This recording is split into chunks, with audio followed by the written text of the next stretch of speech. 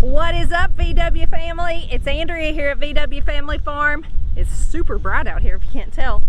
It is a hot summer day and we are getting some ducks out of the garage. So as some of you know, we're a first-time duck and geese owners. We had some for a short time many years ago, but we didn't do things properly and it didn't work out for us. But this time we're trying to do it right. We are going into ducks and we've got a couple geese. And I'm going to give you some tips for first-time duck owners. Some things we've learned already along the way.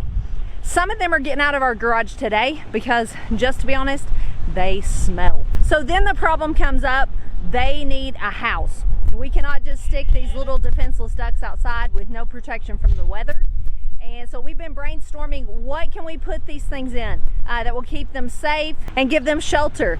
So we thought of our little barns, our little sheds that are out with our sheep.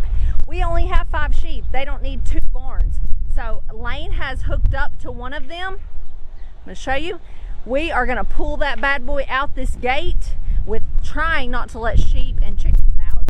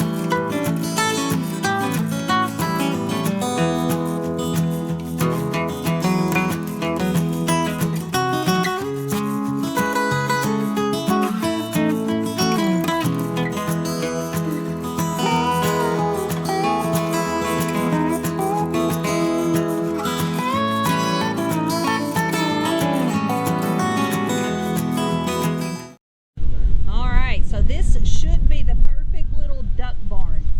We've got it back here in the yard where we used to have a swimming pool. We've got this sand. We're going to put a little pool in for them to swim in. So what we're working on now is trying to figure out, I want to have a pen outside for them to come out of the barn, have a little swimming pool out here. Trying to determine whether to use cattle panels or we've got some extra chain link panels. Just looking at our options right now. And obviously these squares are too big for little baby ducks, so we're going to have to line it with something else like chicken wire.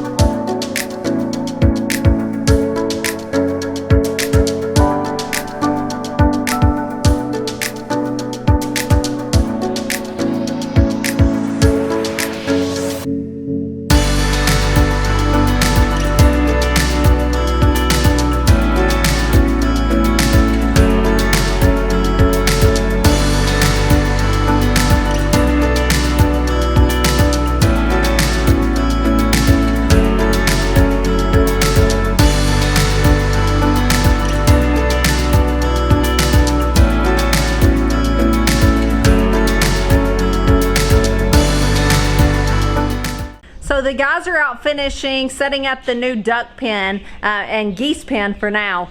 I thought I'd come in here in the garage and give you a few tips we've learned along the way.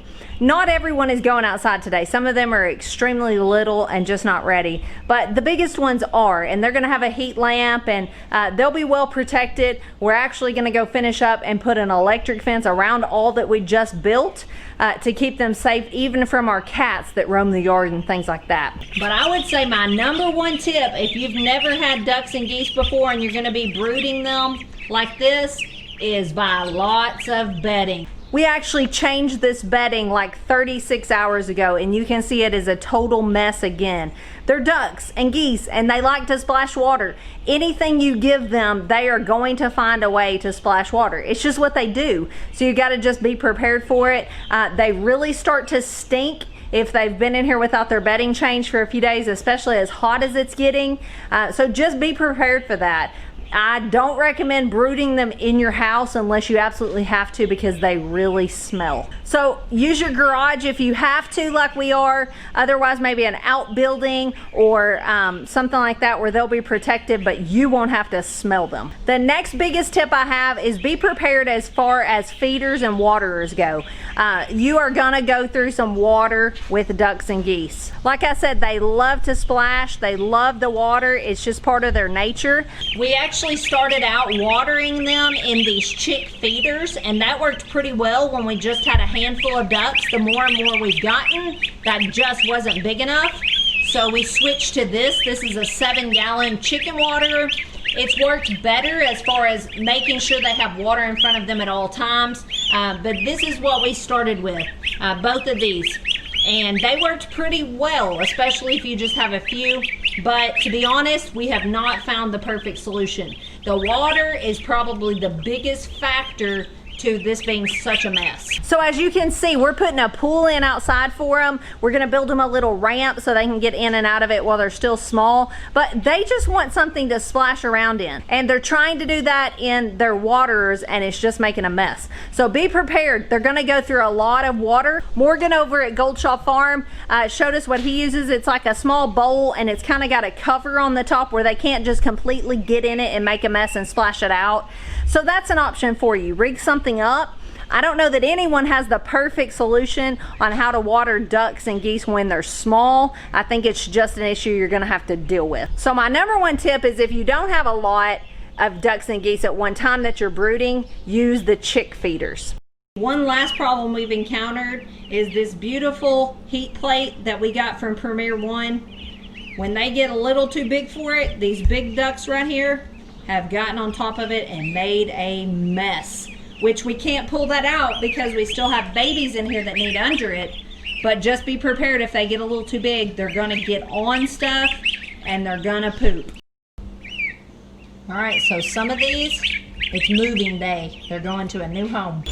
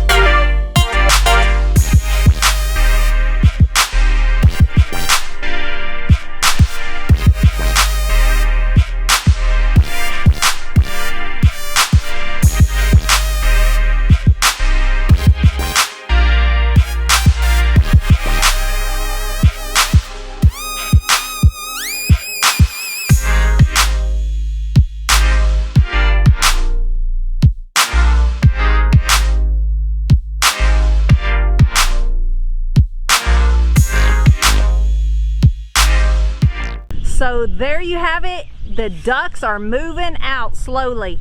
We're gonna let the ones still in the garage get a bit bigger before they move out, but they now have a home in the backyard, at least for the time being. I went ahead and put this fence up to give them a protected place from cats and anything else that could get in here and climb over this fence. I'm about to hook this fence up so it'll be electrified to definitely keep stuff out. I think they're gonna do great in here. That's our tips we've learned so far on raising ducks and geese. Thanks for watching, and we will see you guys on the next one. God bless.